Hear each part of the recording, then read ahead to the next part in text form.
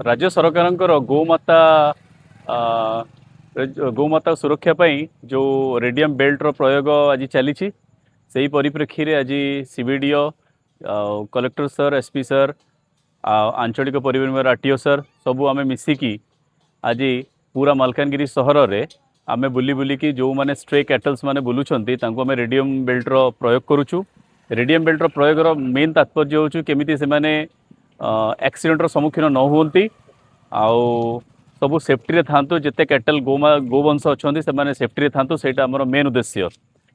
आमे एबे Malkangiri main town रे आमे एबे जाय 25-30 टा बांधी सारलुनु आउरी आमे बांधुछु चेष्टा करूछु आउरी टिके ट्रैफिक रो प्रॉब्लम रहउछि किंतु आमे विथ ऑटमोस्ट केयर आमे ट्रैफिक को होल्ड करिकी से सब काम करूछु एवं ट्रैफिक को भी चलाचल करूछु। आज आमर जिला प्रशासन एवं भेटनारी डिपार्टमेंट दिजन जाक मिलित उद्यम रे आमर जेतिकी सब बुला षंढ गाई गोरु जेतिकी अच्छी से जो एक्सीडेंट रोड रे हो सी एक्सीडेंट न होगा गोटे रेडियम बेल्ट बंधा जाउछि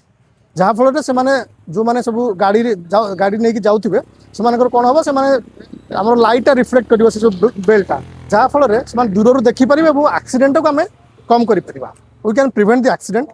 ऑफ द स्ट्रे एनिमल्स। आमर एपर्यंत आमर पाखापाखि 30 ରୁ 40 टा बंधा हलानी एवं एबे आमे ताकू आहुरी त्वरान्वित करिया पई आमे हमर प्रयास जारी अछि। खाली टाउन रे बंधा होछ ना नहीं म्युनिसिपालिटी रे आमे प्रथमे